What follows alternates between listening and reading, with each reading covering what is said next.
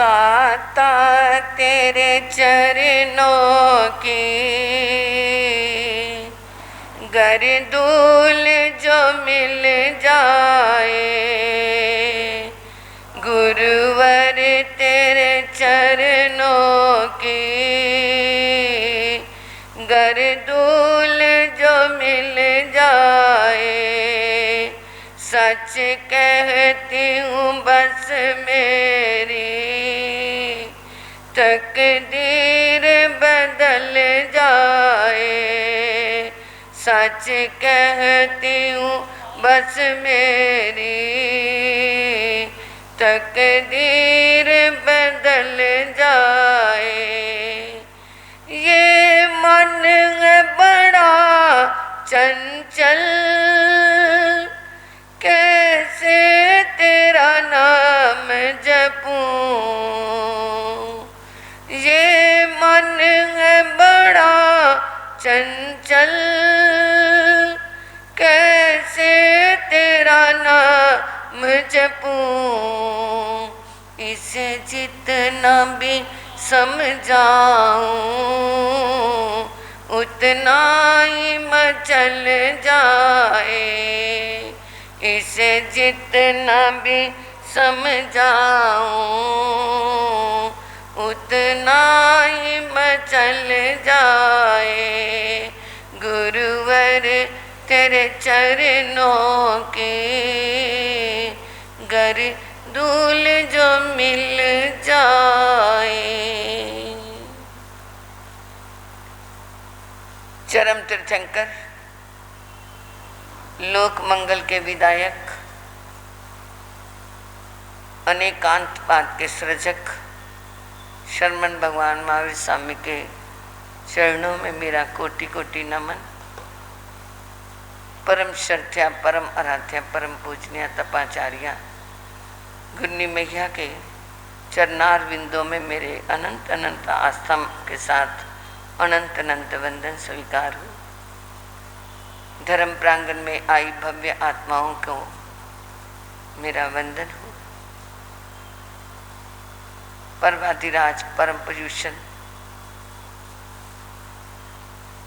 जीवन के अंदर प्रेम, समता, सहनशीलता की हरियाली लाने वाले आज 7वें दिन में प्रवेश कर रहे हैं।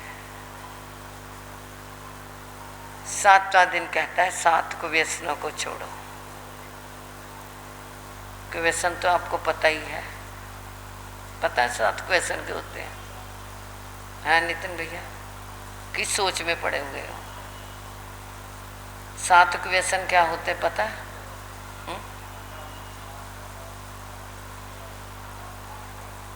जुआ, शराब, मीट, मांसाहार करना, चोरी करना, शिकार करना, वेश्यागमन करना, ये सब 7 व्यसन होते हैं।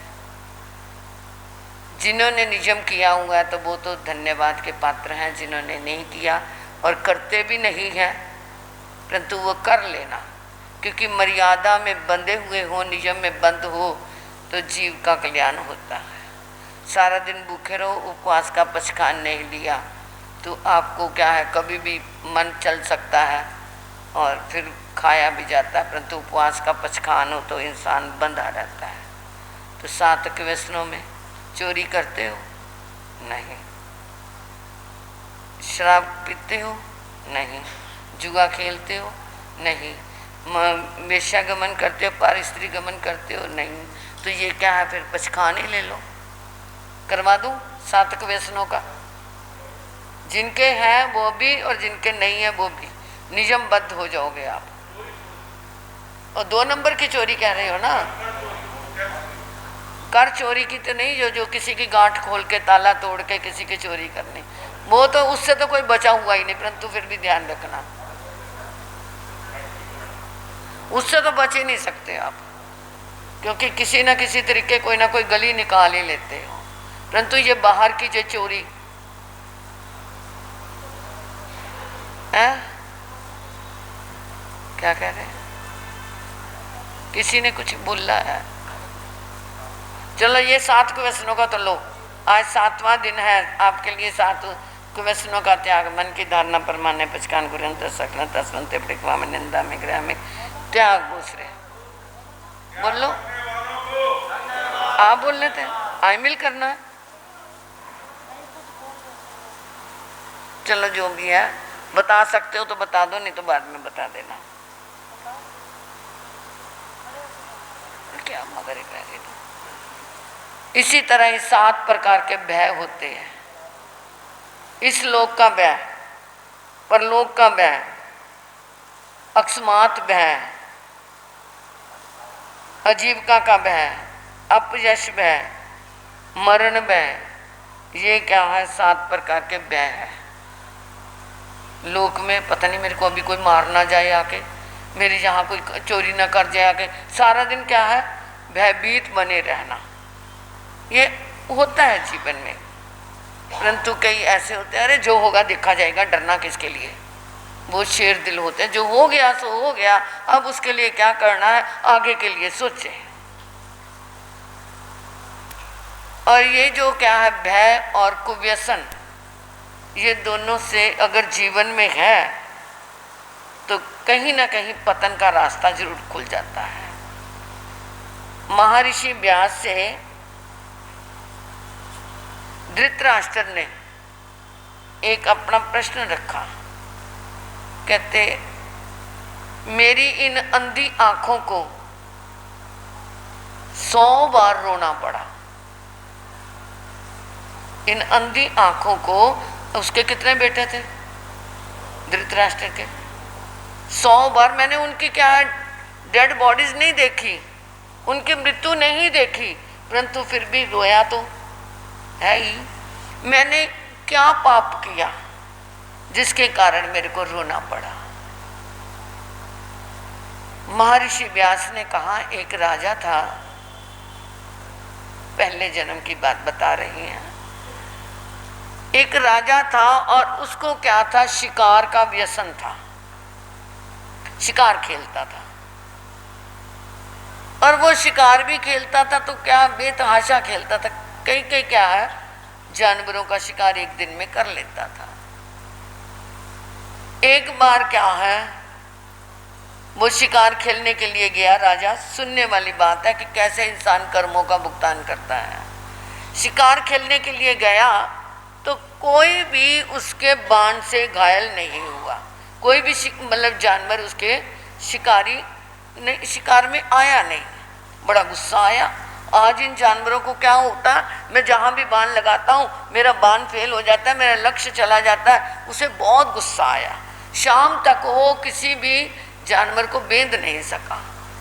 तो उसने अपने सैनिकों को कहा, इस जंगल के चारों तरफ आग लगा दो, मतलब ईंधन चिन दो, और ये जानवर एक भी बाहर निकल ना पाए, सारे अंदर ही अंदर क्या हो जाए, उस आग में जल के भस्म हो जाए। इतना क्रोध चढ़ा कि कोई भी मेरे अधीन न्याय। जब इंसान कहते जुए में हारता जाता है ना, तो वो दुगना जुआ खेलता है, अब भी जीतूंगा, अब भी जीतूंगा, अब भी जीतूंगा। हारा हुआ जुआरी दुगने दाम पेच करता है। तो ऐसे ही वो हार गया था कि कोई जानवर मेरे तीर के नीचे नहीं आ रहा। तो उसने कहा जंगल में आग ही लगा दो, चारों तरफ ईंधन लगा दिया, और बाहर खड़ा तमाशा देख रहा है, खुश हो रहा है कि देखा मेरे से बच गए थे, अब कैसे बचेंगे। तो इतने में उसने क्या देखा, एक सर्पनी नागिन अपने 100 बच्चों को लेकर के, और वो लकड़ियां मोटी मोटी थी और सर्पनी क्या होती, पतली सी होती है। तो वो उसके बीच में से निकलने लगी और अपने सारे बच्चों को साथ लेकर के, 100 के 100, चाहे जानवर भी हो कोई, तो भी उसे अपने बच्चों से क्या होता है, प्यार होता है। तो अब वो 100 बच्चों को लेकर के निकलने लगी तो उसकी दृष्टि पड़ गई उस राजा की जो शिकार में आया हुआ था। उसने कहा अरे ये नागिन निकल रही है और पीछे इतने बच्चे हैं। तो उसने क्या किया, अपने क्या बाण चढ़ाया, 2 बाण इकट्ठे चढ़ा लिए, और वो उधर से वो नागिन पीछे मुड़ के ऐसे देखने लगी कि मेरे बच्चे मेरे पीछे आ रहे हैं ना। इतने में उसने तीर छोड़ा, वो नागिन की दोनों आंखें क्या हो गई, दोनों में तीर लग गए, दोनों तीर दोनों आंखों में लग गए और बेचारी वो अंधी हो गई। और अंधी हो गई तो वो क्या है, किसी झाड़ियों में इधर उधर जान बचाने के लिए घुस गई। तो धृतराष्ट्र कहता अच्छा ऐसा था राजा, उसने ऐसा किया। तो महर्षि व्यास ने कहा धृतराष्ट्र वो कोई और नहीं था, वो राजा तू ही था। मैं बहुत संक्षेप में किया क्योंकि ये अपना शास्त्र पूरा करना है। तो वो राजा कोई और नहीं था, वो राजा तू ही था। तूने उस नागिन की आंखें अंधी करी तो तू क्या बन गया, अंधा बन गया। और वो 100 बच्चे, क्योंकि नागिन तो बेचारी किसी झाड़ी में घुस के बच गई, परंतु वो 100 बच्चे उसके क्या हो गए, आग में जल गए। तो इस तरह तेरी वो क्या है, तूने उसकी आंखें अंधी करी तो तेरे को अंधा होना पड़ा। तूने उसके 100 बच्चों को आग में भस्म किया तो तेरे 100 बच्चे, तेरी अंधी आंखों को उन 100 बच्चों के ऊपर रोना पड़ा। तो ये कर्म है जो समय आकर पाकर के मिलते हैं। इस जन्म में ना सही पर भव में मिलता है, इस जन्म में ना सही पर भव में मिलता है। अपने पुण्य और पाप का फल सबको मिलता है, अपने पुण्य और पाप का फल सबको मिलता है। इस जन्म में नहीं तो जन्म जन्म में ये कर्मों का भुगतान तो करना ही पड़ता है। जैसे जैसे रस लेकर के बांधे हैं उतने उतने ही रस से उतना उतना ही दुख या सुख। अच्छे कर्म किए हैं तो सुख भी मिलता है, बुरे कर्म किए हैं तो दुख मिलता है। जैसा जैसा रस है वैसा वैसा भुगतान करना पड़ता है। ये कर्म कहीं किसी को छोड़ते नहीं है। तो इस तरह ये 7 व्यसनों में मैंने तो केवल एक किसका सुनाया, शिकार का ही सुनाया कि ऐसे कर्म बंध जाते हैं। जो मांस खाते हैं, मदिरा पीते हैं, सिगरेट पीते हैं, ये भी नशा है। तो ये 7वां अंक कहता है 7 व्यसनों का क्या करना, त्याग करना। इधर अब हम आएंगे अपने मूल पाठ की ओर। किसका वर्णन चल रहा है, अर्जुन माली का प्रभु महावीर स्वामी के समय में। आओ एकाग्र होकर के हम भी, आप भी, सभी अपने आप को ऐसी कल्पना में लेके जाएं कि हम भी सुधर्मा स्वामी के चरणों में बैठे प्रभु की वाणी का श्रवण कर रहे हैं। जम्बू स्वामी की जिज्ञासा है और हम सबकी प्यास शांत हो रही है। उस जिज्ञासा ने हमें ये कर्म तोड़ने के लिए शास्त्र दे दिए। कल मैंने बताया था मूल आगम सुत्तागमे अथागमे तदुव्यागमे। जो तीर्थंकर होते हैं वो तो केवल अर्थ बताते हैं और उन अर्थों को कम से कम शब्दों के अंदर संजोना ये गंधर काम करते हैं। तो गंधरों ने ये मूल पाठ लिखे और उनकी व्याख्या को, तीर्थंकरों की व्याख्या को उन्होंने मूल पाठ में परिवर्तित किया। तो ये कितना बड़ा उपकार हमारे ऊपर किया। जम्बू स्वामी ने जिज्ञासा की और सुधर्मा स्वामी ने उस वाणी को सुनाया। और कल तक आपने जो सुना था वो तो सुनाएंगे। आओ सुधर्मा स्वामी के चरणों में पहुंचते हैं। पहुंच गए। मन एकाग्र, वचन एकाग्र, काया एकाग्र, दृष्टि स्थिर। मन से ऐसा महसूस करो हाथ जोड़ करके हम सुधर्मा स्वामी के चरणों में बैठे उस वाणी को हृदयंगम कर रहे हैं। अरिहंत शरणं गच्छामि सिद्धं शरणं गच्छामि अरिहंत शरणं सिद्धं शरणं गच्छामि साहु शरणं धम्मं शरणं साहु शरणं धम्मं शरणं गच्छामि गच्छामि गच्छामि गच्छामि वीरं शरणं गच्छामि वीरं शरणं गच्छामि अरिहंत शरणं सिद्धं शरणं गच्छामि।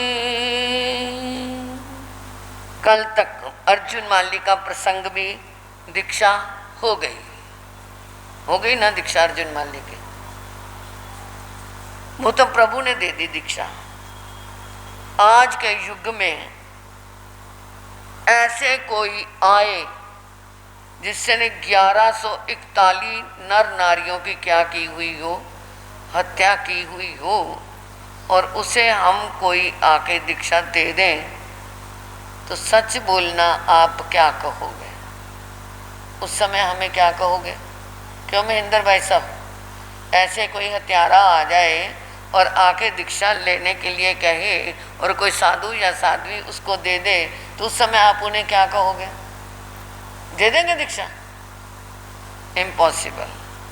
क्या कहेंगे? ए महाराज साहब, आपने जानना नहीं पहचानना नहीं है कौन, और इसको इतनी हत्या करने वाले ऐसे हिंसक को दीक्षा देते हो आप? कुछ देर तो देख तो, परखो तो सही। कहोगे या नहीं?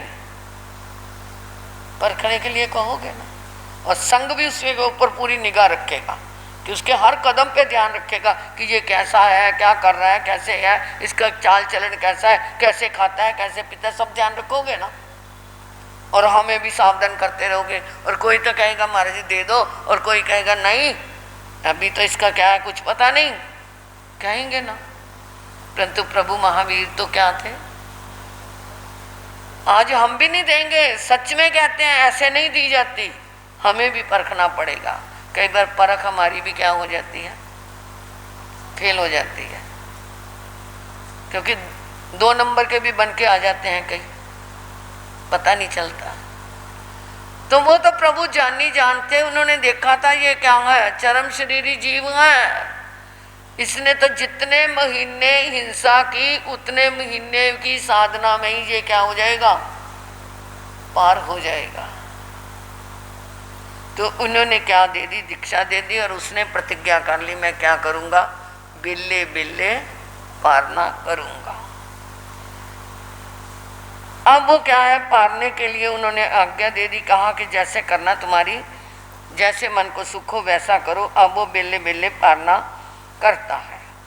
तैनंग सहजुने अनगारे छटंग कमन पारणसी पड़म पुरुषे सजायं करई जहा गोयम स्वामी जाम अडई तैनंग तंग अजुनया अनगारम रायगे नहरे उच्च जाम अडमानंग बैवे इत्थियो ये पुरुषा ये डहरा ये मोहल्ला ये जुवना ये एवं व्यासी इम्मे नंग में पिया मारे, भाया मारे, बगनी मारे, बज मारे, पुत मारे, दुआ मारे, सुन्ना मारे, इमेन में अन्य रे सैन संबंधी परियन्ने मारियती कटु अपे गैया अको संति अपे गैया हिलंती निदंती खिसंती गरियंती तजंती तालयंती। अब जो वो बेले के पारने में गोचरी को जाता है, खुद ही जाता है। अब वो जब गोचरी में जाता है, पहले पैर तो उसने क्या किया, स्वाध्याय किया, दूसरे पैर में ध्यान किया, और तीसरे पैर में गोचरी के लिए निकला। अब वो राजगृही में ही जाता है गोचरी के लिए, क्योंकि वहीं प्रभु विराजमान थे। अब वो वहाँ जाता है तो वहाँ पर लोग देखते 900 चूहे खा के बिल्ली हजनू चली, पंजाबी कहते हैं ना। कल तो हमारे को मारता फिरता था और आज ये क्या है, बन गया साधु। कोई तो कहता है इसने मेरी माँ को मारा, मेरी बहन को मारा, मेरे भाई को मारा, मेरे पति को मारा, मेरे बच्चे को मारा। अब हम तुझे बताते हैं, कोई पत्थर मारता है, कोई गालियां देता है, कोई वो पात्रा लेके कोई कहता चल आओ पधारो, तो उसके अंदर थूक भी देता है। परंतु वो सबको क्या सोचता है, मैंने तो इनके परिवार के सदस्यों को मारा है, ये तो मेरे को केवल क्या कह रही हैं, गालियां ही तो दे रही हैं, मेरा अपमान ही तो कर रही हैं। और ये मेरा नहीं अपमान, मैंने जो पहले काम किए हैं, चाहे उसने नहीं मारा था, यक्ष का प्रभाव था, परंतु शरीर का संयोग इसका था, इसके शरीर में प्रवेश किया था। तो ये तो मेरे को क्या है, केवल ताड़ना तर्जना ही तो कर रही हैं, ऐसा मन में संभाव। ये नहीं सोचा अब तो मैं साधु बन गया हूँ, साधु बन करके मैं क्या है, मैं तो अब पाल रहा हूँ, फिर भी मेरे को ये कह रही हैं। कोई और होता मेरे जैसा तो प्रभु महावीर के आगे पात्रे रख देता, कहता ये तो यहाँ पर तो अपमान ही अपमान मिलता है, क्या करूँ, किसी और को भेज दिया करो, गोचरी को मैं नहीं जाऊँगा। गोचरी लाने में भी कर्मों की निर्जरा होती है, गोचरी लाने में कर्मों की निर्जरा होती है। अगर शुद्ध भावों से लाई जाए तो, रोते पीटते जाओ, रोते पीटते आओ, तो वो गोचरी तो एक क्या है, ड्यूटी निभानी है, काम पूरा करना है। और अगर खुशी से जा गई कि मेरे द्वारा लाई हुई गोचरी मेरे संतों के, मेरे साथियों के क्या आएगी, काम आएगी, मेरे गुरु इसमें से प्रयोग करेंगे तो मेरे को क्या होगा, लाभ होगा, खुशी खुशी ला के दिखाए। बाहुबली के अंदर इतना बल क्यों आया, बाहुबली भरत का भाई जो था, उसने क्या है, भरत ने तो एक मुक्की एक प्रहार किया तो वो क्या है, जमीन में थोड़ा सा गया, परंतु उसने तो मुक्की मारी तो देवताओं ने देखा, इंद्रों ने देखा, ये तो क्या हो गया, भरत जमीन में धंस जाएगा, ये क्या होगा। उसके अंदर इतना बल क्यों आया, क्योंकि वो पहले जन्म में 500 संतों का अकेला आहार पानी लाता था, ला करके खुशी मनाता था कि मेरे लाए हुए आहार में से इन्होंने आहार ग्रहण किया। जब आहार लेकर के आए, आकर के गुरुओं को कहते हैं साहू हुज्जामी तारियो, साहू हुज्जामी तारियो, इस भोजन में से भोजन ग्रहण करो और मुझे तार दो, आप इसमें से भोजन ग्रहण करोगे तो मैं तर जाऊंगा। ऐसी भावना से अगर वो गोचरी ला करके बहराए तो वो उसके कर्मों की क्या होती है, निर्जरा होती है। अब वो क्या है, कोई हिलना, कोई निंद्रा, कोई खिसियाने लगा, कोई ताड़ना तर्जने कर लगा। तैन से अर्जुन अनगारे तेह बोए इतने पुरसें डहरें जे महले भी जुआन एही ओ से सही जमाने जाओ ताले जमाने तैसे मनसा भी अपउस माने सम्मंग सही सम्मंग कमई तितिकंग अज्ञा सही सम्मंग सह माने कम माने तितिक माने अज्ञास माने रायगे नेरे उचनीय मजमाइया कुल्लय अड़ माने जैनंग बनते लबई नो तो पानंग ना लबई जय पानंग तो बत्तंग ना लबई तैन से जुनैन गारे अधीने अभिमने अकुल से अनाइले अभिसाई अप्रितंत जोगी अड्डई अड्डईता रायगी आओ नए राव पढ़निक में था जे ने गुण से लिए चाहिए जे ने जमने भगवा महावीरे जहाँ गोइमा सामी जा पड़ी दिन सही ते तसई ते समने नंग जा भगवया महावीरे न अबनु नाय अमुच्छिय बिली मिव पनग बुयनंग अप्पा नंग तमारंग आहारे ही। इस प्रकार वो स्त्री पुरुषों की सभी तरह की ताड़ना तर्जना क्या करने लगा, सहन करने लगा। भैया तपस्या के साथ अगर सहारे की आवश्यकता है तो देख लो। अब प्राय उसने अपना बैर बदला, किसी न किसी भांति चुका लेने की पूरी चेष्टा की कि मैंने जो जो किया इनकी क्या है, मैं हिलना ताड़ना तर्जना सहन करके अपने कर्मों को क्या करूँगा, मैं चुकाऊँगा। तो आज उसके क्या है, शरीर तो वही है जो पहले अर्जुन माली का था, परंतु पहले के भावों में और आज के भावों में बहुत अंतर है।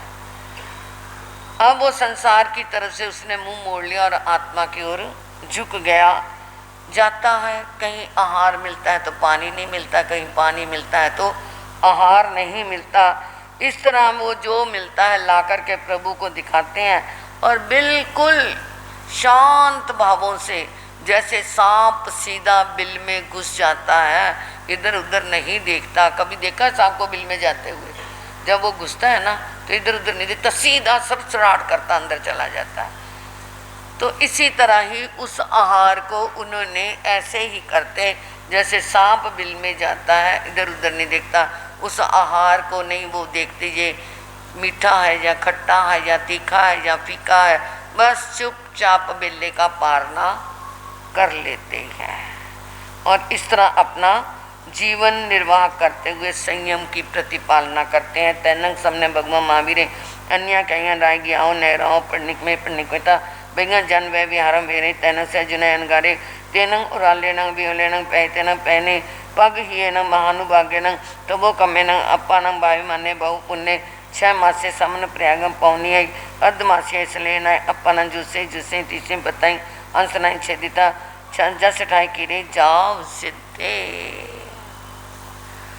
अब प्रभु महावीर तो क्या कर गए, वहां से विहार कर गए और उसी अवधि में उस महानुभावी अर्जुन मुनि ने प्रयत्न पूर्वक ग्रहण किए हुए बेले बेले पारने के उस प्रधान तप से अपनी आत्मा को निजानंद में रमन करते हुए 6 महीने का चरित्र पालन किया। केवल 6 महीने। हत्या में भी कितने महीने लगे और इसमें भी बेले बेले पारना, और पारने में समता का जो उच्च भाव आया उससे उन्होंने अपने सारे कर्मों को क्या कर लिया और अंतिम समय में संथारा 15 दिन का आया। 6 महीने में अर्जुन मुनि ने अपने सारे गणगाती कर्मों को, इधर तो गणगाती कर्म क्षय किए, केवल ज्ञान हुआ और अंतिम श्वास में केवल ज्ञान, और वही आखिरी श्वास में क्या हो गए, वो सिद्ध बुद्ध मुक्त हो गए। बोलिए अर्जुन अनगारी की। तो वो अपना उनका ये प्रसंग हमें एक संदेश दे करके गया। भगवान ने दस आए, भगवान ने दस आए, क्रोध का त्याग करो यही बारी तपस्याए, क्रोध का त्याग करो यही बारी तपस्याए। आज का दिन क्रोध नहीं करोगे, इतना सुंदर प्रसंग सुना है। आज का दिन क्या नहीं करना, बहनों बोल दो, बच्चे को कहीं लगा दी, कहीं वो कर, मैंने कहना नहीं माना, उसने ये नहीं करा, हाँ इधर मुंह कर लो। आज का दिन क्या नहीं करना, पक्का पक्का नहीं करना। आज के दिन मन में शांत भावों से रहना, तो वो सिद्ध हो गए। उखे वो चौथा सा जैन से एवं कल जम्मू तेन कालन तेन समय न राय गए नगरे गुण से लिए चाहिए तत्न से निय राय काश्य नामुगा वही परिवस्य जहाँ मकाई 16 वासा प्रियाओ विप्ल सिद्धे एवं खेमे भी कहा वही नवरंग कागंदी नहरी 16 वासा प्रियाओ विप्ल पवे सिद्धे एवं द्वितीय रेजे गा वे कागंदी नहरी 16 वासा प्रियाओ जाओ विप्ल सिद्धे एवं कला से भी गा वे नवरंग नगरे वारासा वासाएं प्रियाओ विप्ल सिद्धे एवं हरिचंद्र में गा वे सागे नगरे 12 वर्ष प्रियाओ विप्ल सिद्धे एवं 12 मत्ते भी गावे नवरम नायके नहरे 12 स्वासा प्रियाओ विप्ल सिद्धे एवं सुदंसने से भी गावे नवरम बनिए गामे नहरे 2 प्लासे चाहे 5 वासा प्रियाओ विप्ल सिद्धे एवं पुनबद्दे भी गावे बनिए गामे नहरे 5 वासा प्रियाओ विप्ल सिद्धे एवं सुमन बद्दे भी गावे सामर्थ्य नगरिये बहुवासा प्रियाओ विप्ल सिद्धे एवं सुपीठे भी गावे सामर्थ्य नहरिये 27 वासा प्रियाओ विप्ल सिद्धे एवं मेहे भी गावे रायगे नरे बहुए वासाएं प्रियाओ विपुल सिद्धे। जम्बू स्वामी ने फिर प्रार्थना की, प्रभु 6ठे वर्ग का 3रा दिन मैंने श्रवण कर लिया, अब 6ठे वर्ग के 4थे दिन में और आगे क्या वर्णन किया मुझे कृपा करके फरमाएं। उन्होंने कहा जम्बू सुनो, वही राजगृह नगरी, वही गोशील बगीचा, वही श्रेणिक राजा का राज्य, वहाँ पे काश्यप नामक गातापति था। जैसे मंकाई गातापति ने दीक्षा धारण की, ऐसे ही काश्यप गातापति ने भी दीक्षा ग्रहण की और 16 साल तक चरित्र पालन किया और विपुलगिरी पर्वत पे जाके संतारा लिया और सारे कर्मों को नष्ट किया। तो इसी तरह काकंदी नगरी के निवासी क्षेमक गातापति ने भी दीक्षा लेकर 16 साल तक चरित्र पालन किया और अंतिम समय में विपुलगिरी पर्वत पे संथारा लिया। आगे छठे दिन में काकंदी के निवासी धृतिधर काश्यप गाथापति ने भी ऐसे ही किया। सकेत नगर के हरिचंदन गाथापति ने भी ऐसे ही किया और सभी मोक्ष क्या है विपुलगिरी पर्वत पे ही प्राप्त किया। 9वें दिन में वार्तक नामक गाथापति ने उन्होंने भी ऐसे ही संथारा लिया और मोक्ष धाम में पधारे। 11वें दिन में द्वितीय पलाश उद्यान में सुशोभित वनिया गांव के निवासी सुदर्शन और पूरम भद्र गाथापतियों ने भी ऐसे ही दीक्षा धारण की 5 साल का चरित्र पालन किया। 12वें 13वें में भी श्रावस्ती नगरी के निवासी सुमन भद्र और सुप्रतिष्ठ गाथापतियों ने भी चरित्र पालन किया। सुप्रतिष्ठ मुनि ने 27 वर्ष तक पालन किया और संथारा लेकर मोक्षधाम में पधारे। 14वें अध्ययन में राजगृह के निवासी मेघ नामक गाथापति का उल्लेख है। उन्होंने भी अनेकों वर्षों तक चरित्र पालन किया और संथारा लेकर मोक्षधाम में पधारे। इस तरह ये 14 अध्ययन सभी सेठों के, सभी गाथापतियों ने दीक्षा ली। कितनी बड़ी बात है। सभी एक दूसरे को, उसने ले ली तो मैं भी ले लेता हूँ, ऐसा नहीं। मन के भाव भी आए, प्रेरणा तो मिली परंतु मन के भाव भी आए। इसलिए ये क्या है, तपस्या की घोषणा करते हैं कि एक को देखकर दूसरे के मन में भी भाव जागृत हो जाए। उख्य पंडस जैन से एवं व्यासी एवं कल जम्बू तेन कलन तेन समन पुलासपुरे नहरे श्रीवन्य उजाने तत्न पुलासपुरे नहरे विजय नामक राया होता तत्न विजय सरन्नो श्रीदेवी नामक होता तत्न विजय सरन्नो पुत्ते श्री ये देवी अत्य एमुत्य नामक कुमारे होता सुकमाले तेनं कालेन तेन समन सबन भगव महावीरे जाब श्रीवन्य वेरे तेनं कालेन तेन समन समने समनस भगव महावीर से जेठे अंत्य वर्षी इंद भये जाप पनतिये जाप पलासपुरे नहरे उच्च जाप अड्डई। अब जम्बू स्वामी ने फिर प्रार्थना की, प्रभु 14 अध्ययन मैंने सुन लिए, 15वें अध्ययन में क्या कहा गया है? तो उन्होंने कहा सुनो। उसी काल में अब एक पुलासपुर नाम की नगरी थी और श्रीवन नाम का बगीचा था और विजय नाम का राजा राज्यसीन था। रानी श्रीदेवी थी, उनका एक बेटा था एवंता कुमार, बड़ा ही सुकुमार और सुशील। एक दिन प्रभु महावीर का भव्य प्राणियों को तारने के लिए भव्य बोध देते देते उसी नगरी पलाशपुर के बाहर श्रीवन बगीचे में पदार्पण हो गया। पदार्पण हुआ और इधर से इंद्रमोती गौतम जो बिल्ले बिल्ले पालना करते थे खुद गोचरी के लिए निकले। अब यहाँ प्रश्न होता है 14,000 शिष्य, क्योंकि प्रभु महावीर तो अब गंदर उनको बना चुके थे और वो गंदर ही सारे संतों की क्या करता था, संभाल करता था। तीर्थंकर तो केवल दर्शक थे। जिसके 14,000 अधीन रहने वाले संत हों और वो बेले बेले पालना करते हैं और खुद गोचरी को जाते हैं। आज तो हम गुरनी बन गए, बस हम तो गोचरी को नहीं जाते, है ना। जाते थे हम, परंतु अब नहीं जाते। परंतु वो 14,000 संतों के मालिक होकर के भी गोचरी को जाते, ऐसा क्यों? इसका इसलिए है कि वो खुद जाते थे। आज तो हम क्या करते हैं, अपने ही घरों में चतुर्मास करते हैं, अपने ही क्या संघों के अंदर चतुर्मास करते हैं। और पहले क्या होता था, अनजान नगरियों में जाते थे, जंगलों में भी चौमासे हो जाते थे, जंगलों में रुकते थे। तो वो खुद इसलिए जाते थे कि नगरी के लोगों के भाव देखूं कि कैसी नगरी है, यहाँ पर कौन कैसा है, कैसे इन घरों से आहार लेना है, कितना लेना है, कैसा लेना है। वो पहले सारा सर्वेक्षण, सर्वे करना जिसे कहते हैं, सर्वेक्षण करके आते थे। इसलिए वो खुद पहले जाते थे ताकि नगरी के अंदर के लोगों की क्या है, मनोभावनाओं की जानकारी मिल सके। अगर उस नगरी के अंदर लोगों के अंदर सात्विक भाव नहीं है, उनके अंदर संतों के प्रति श्रद्धा भाव नहीं है, तो वो फिर उसको जगाते थे या उनको प्रेरणा देते थे। इसलिए पहले वो खुद जाते थे पृष्ठभूमि बनाने के लिए।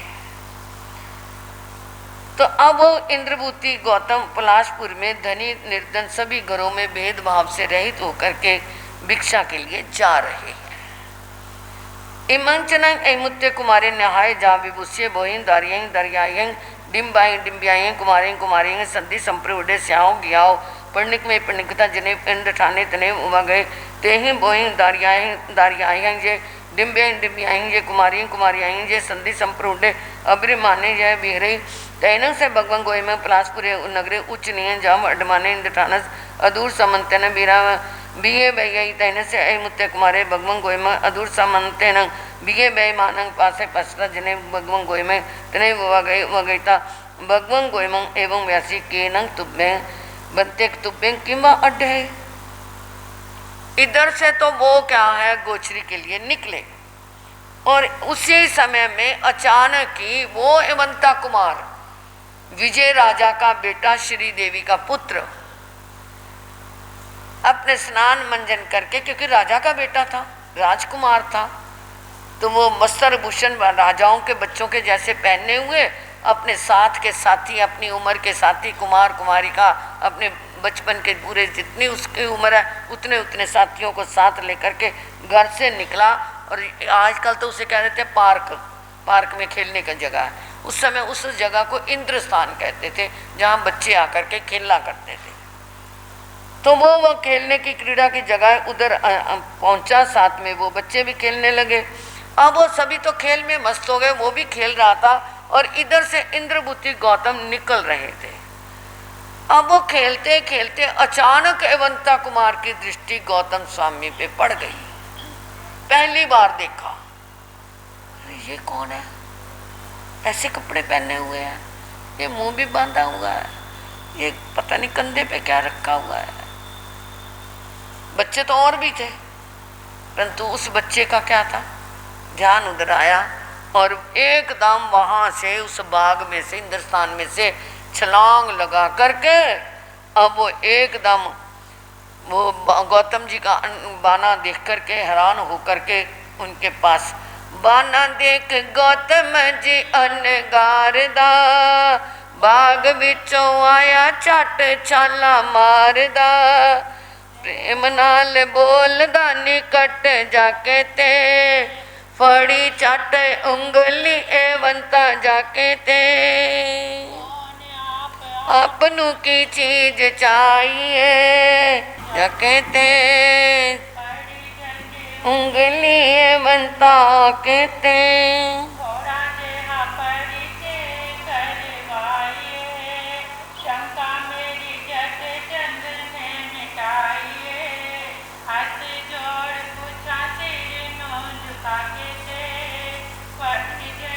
उंगली एवंता के ते। वो बाग में से छलांग लगाई और आकर के उनके सामने, आखिर तो राजा का बेटा था, थोड़ा सा कहता रुको मेरी बात सुनो। वो भी कितने 4 पूर्व के 4 ज्ञानों के ध्याता, 14,000 संतों के मालिक और खुद प्रभु महावीर के शिष्य, वो उस बालक के 8 साल का बालक बोला सा, कहता हाँ बोल लो। कहते आप कौन हैं? मैं निर्ग्रंथ हूँ, मैं संत हूँ। तो ये क्या टांगा हुआ है तुमने औगे को? कहते ये मेरा रजोहरण है। ये किस लिए रखते हो? हम जहाँ पर बैठते हैं वहाँ पर इससे ये बहुत मुलायम होता है, साफ करके कहीं कोई जीव मर ना जाए उसकी रक्षा के लिए। अच्छा आप इतने जीवों की रक्षा करते हो? अच्छा ये हाथ में तुम्हारे क्या है? ये मेरे लकड़ी के पात्र हैं। इसमें क्या लाओगे? खाना, आहार लेने जा रहे हैं हम, भोजन लेने जा रहे हैं। अच्छा एक घर से भोजन नहीं लेते?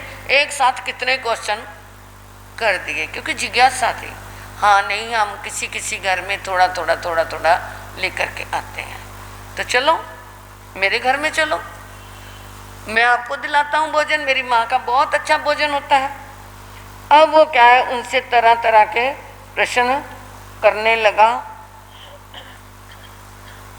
तैनक से भगवान गोय में ऐ मुत्ते कुमार एवं ऐसे हमें देवनुप्य समना निगंता इग्या समय जहाँ बम बयारी उचनीय जहाँ बडामो तय नंग ऐ अति मुत्ते कुमार भगवान गोय में एवं व्यासी नंग बनते तुबेन भी जानंग मा अहं तुबन बिकन दबा बेमती कट्टू भगवं गोयम अंगुलियाँ गने गनेता जनेव सह राय गिहे राय तनेव वागय तैनसा श्री देवी देवी भगवं गोयम अजमान पासे पासिता आट तुट आसना बिटय बटिता तनेव भगवं गोयम तेव तनेव वाग्या भगवं गोयम तिक्तो आयनं पेयन क्रे क्रेता वंदे वंदिता नमनसिता वेलंग अन्न पान खादिम स्वादुम पढ़ लाभे जा पड़ी बस से जई। अब वो कहते हैं चलो मेरे घर, कहते चलो। अब उसकी क्या है, गौतम स्वामी की उंगली पकड़ ली। वैसे साधु किसी को अपना उंगली वगैरह नहीं पकड़ाते, परंतु उन्होंने कहा इस बच्चे का क्या हो जाएगा, दिल टूट जाएगा, इसके अंदर जो भावना जागी है वो हो जाएगी। इसलिए जैन धर्म द्रव क्षेत्र काल भाव, इसी दृष्टि से प्रभु ने फरमाया है कि जैसा द्रव क्षेत्र काल भाव उसके अनुसार करना पड़ जाए, तो जिसमें धर्म की हानि ना हो, धर्म की प्रभाव ना हो, तो वो कर सकता है। समय समय पर सभी क्या है परिवर्तन होते हैं, और जब तक नवीनता नहीं आएगी, पुराना पानी नहीं निकालोगे तो नया पानी कुएं में से कैसे आएगा। तो समय समय पर परिवर्तन होते हैं, धर्म क्षेत्र काल भाव बदलना पड़ता है। परंतु जो नहीं बदलते, पहले तो क्या जी आप साइकिल पे चलते थे, फिर स्कूटर क्यों लिया है, और स्कूटर की जगह क्या आ गई है, फिर क्यों परिवर्तन, क्या हमारे पहले समय से चला आ रहा है, हमारे बापे पड़बापे सब क्या है, या तो गाड़ियों बैलगाड़ियों में चलते थे, साइकिलों पे चलते थे, या पैदल चलते थे। तुमने गाड़ी क्यों ली, वही चलो ना उसी डर्रे पे। हमारे कभी ऐसा नहीं हुआ, क्यों नहीं हुआ, अरे समय समय पे परिवर्तन करना पड़ता है।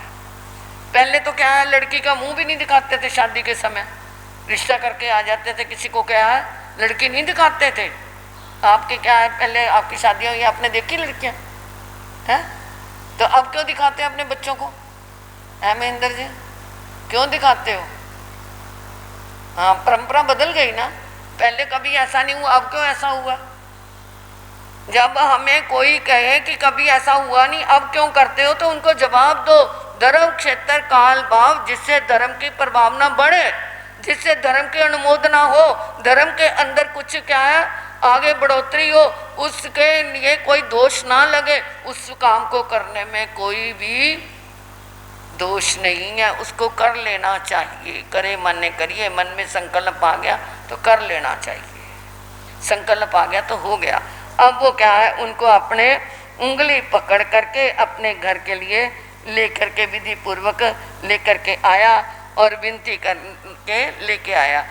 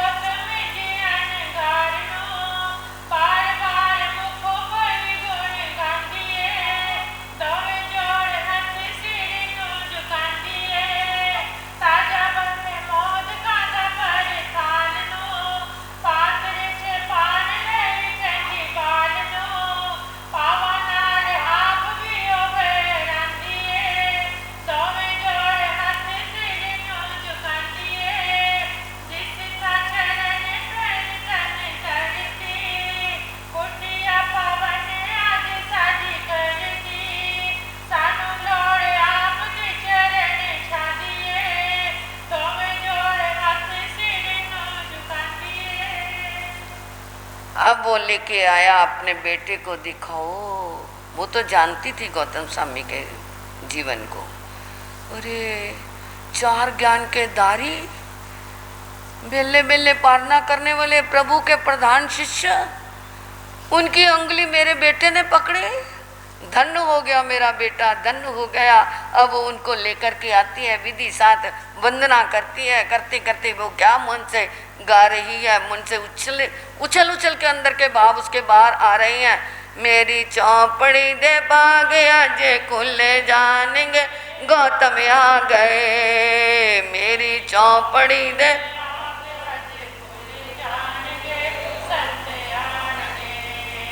अब वो खुश में इतनी खुशी, इतनी खुशी, इतनी खुशी कि वो उसे अंदर समाई नहीं जा रही, और वो गुनगुनाती गुनगुनाती वंदना करती, बार बार उस धरती को छू करके क्या है अपने सिर पे धूल को लगाती हुई उनको रसोई घर की ओर लेकर के आई, भोजनशाला की ओर लेकर आई। और वहाँ पर उन्हें क्या है आहार पानी, चारों प्रकार का आहार पानी जो था वो देती हुई अपने बेटे को कहती ले तू भी देना, तू भी बहरा गुरु जी को दे। वो भी अपने छोटे छोटे हाथों से गुरु जी को आहार दे रहा है। अब तो उसके मन में और भी क्या आ गया मन में भाव कि मेरी माँ इनको गुरु जी भगवान जी कह रही है, सच में ये भगवान है। अभी तक तो वो उन्हें ऐसे ही समझ रहा था। तो अब वो आहार पानी उन्हें बहराया।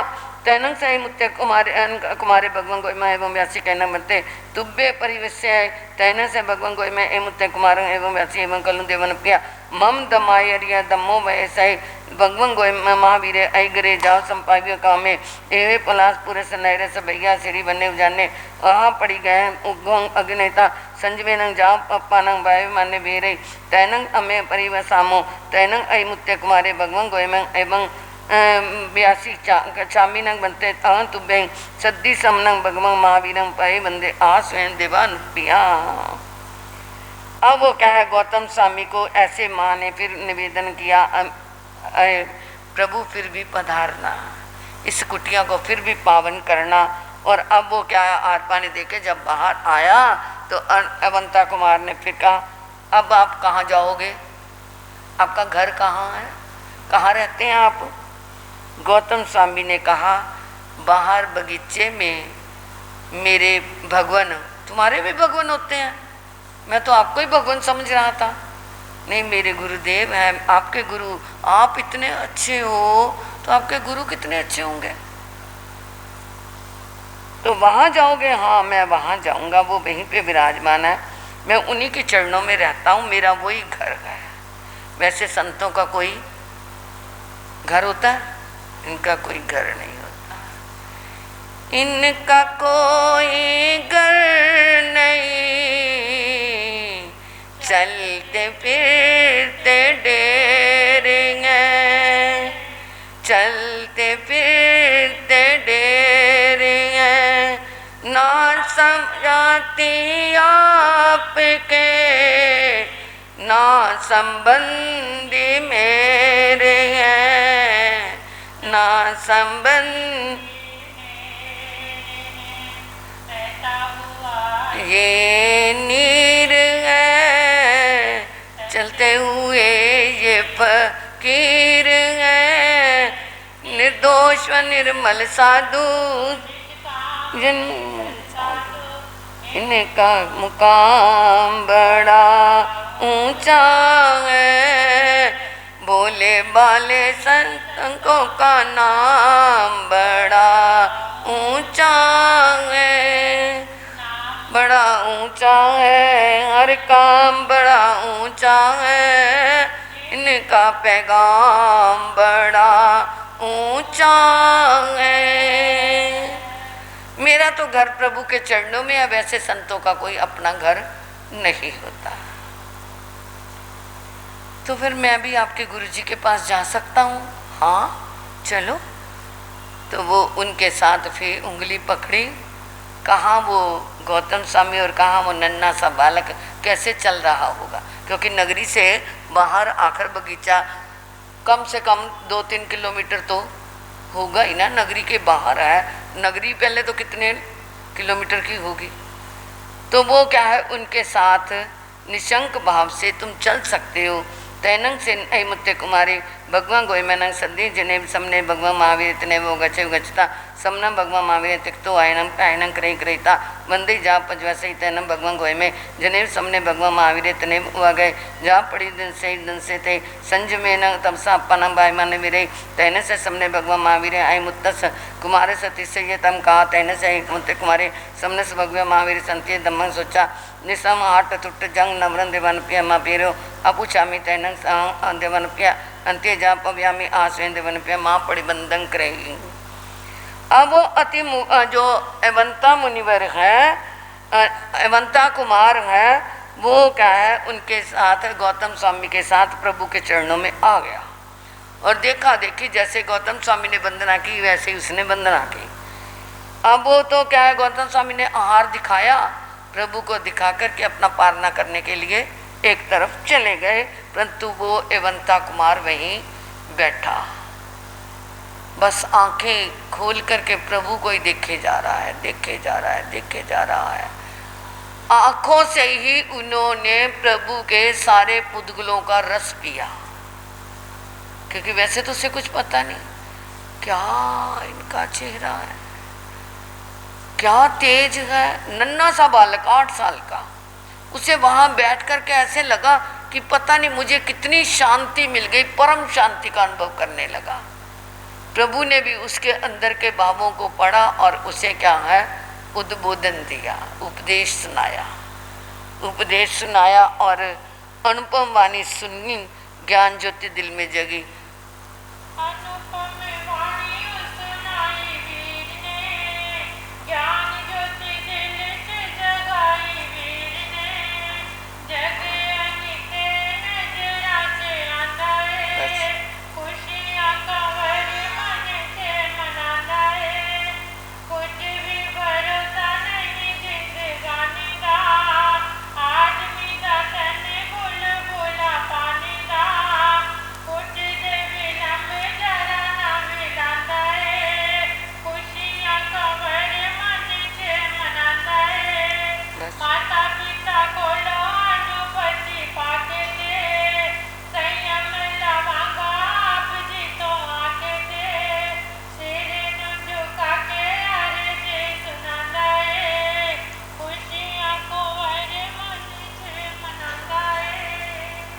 प्रभु की वाणी सुन के तो और भी वो क्या हो गया, प्रसन्न हो गया। कहता असली घर मुझे मेरा मिल गया। एक 8 साल का बच्चा ऐसा सोच सकता है, और कई बार होता है। हमारे एक कुसुम महाराज जी हुए, अब तो उनका देवलोक हो चुका है। वो मुकेरियाँ गए और किसी की दुकान पे मंगल पाठ सुना रहे थे। एक छोटी सी बच्ची आई और उसने आके हाथ पकड़ लिया और कहती अब तो मैं आपके पास ही रहूंगी। वो भी छोटी सी 7-8 साल की बच्ची थी। उसके पिता थानेदार थे, तो भी उसने परवाह नहीं की। उन्होंने बहुत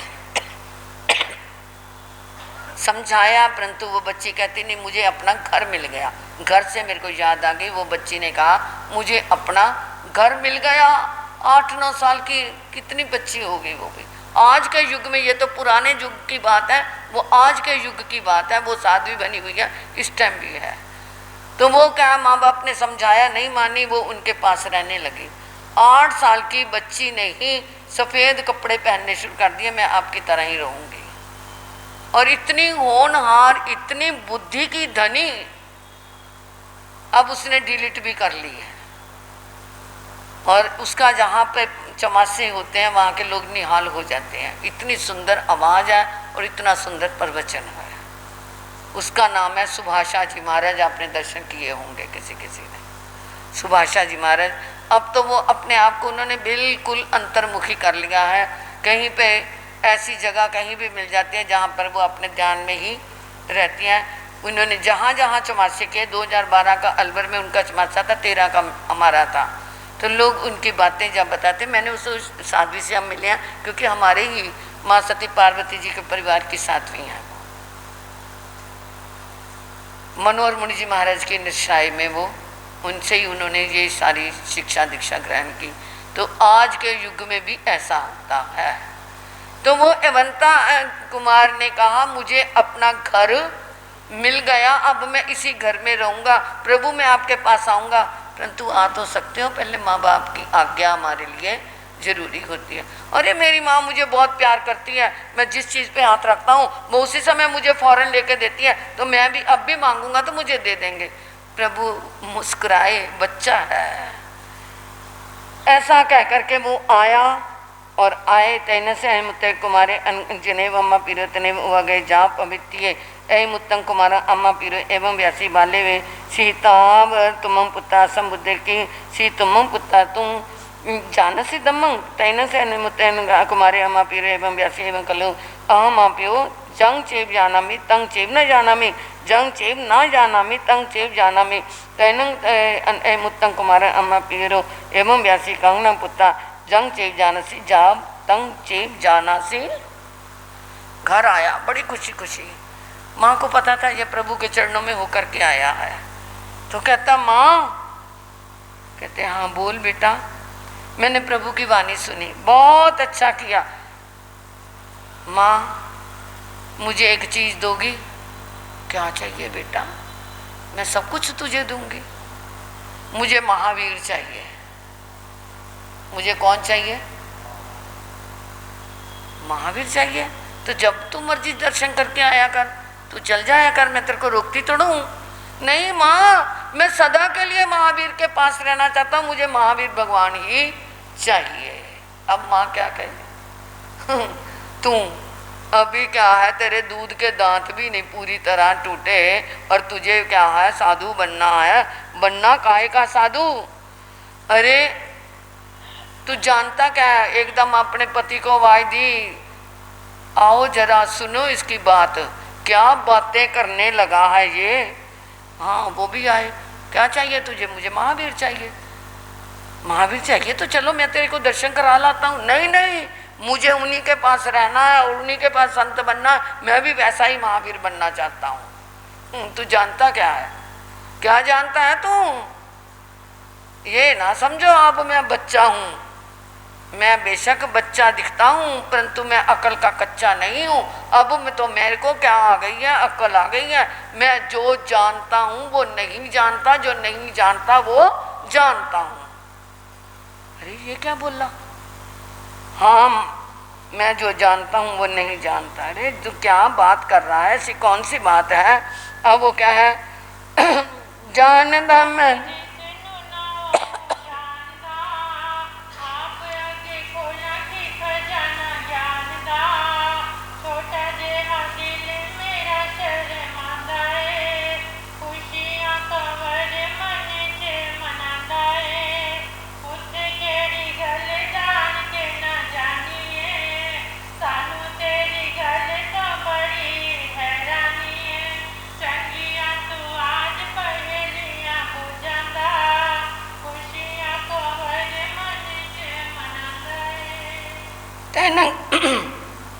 तैनंग से मुत्ते कुमारे अम्मा पेरे एवं व्यासी जानमी अहं अमताओ जहाँ जाय नंग अवश्य मरिय यमंग ना जानमी अहम अमताओ काहे वा कहीं वा कहूँ वा के चिरणवा ना जामे अहं अमताओ कहीं कमाए यह नहीं जीवा निरैया त्रिक जो ने समूह मनुष्य देवसु जंती जानमी नंग अमताओ जहाँ ए कमान ये नहीं जीवा निरैया जाव उपजंती एवं कल्लु अहं अमताओ जंग चेव जानमी तंग चेव न जानमी जंग चेव न जानमी तंग चेव जानमी इच्छामी नंग अमताओ तुभ्यं अबुनुनाय जाव पविते तैन सही मुत्ते कुमारंग अम्मा पीर जाए न संचेती बोई अद नहीं तंग इच्छामी नंग ते जाए एक दिवसा में राज श्री पासते तैन से ऐ मुत्ते कुमारे अम्मा पियो वैन मनु है तमाने तुसी संचिठे अभिषेक जा महाबलस निक मनंग जा समाई माया आय जय बहु भाषाएं पर सामन प्रयागों गुण रहन जाब विप्ले सिद्धे।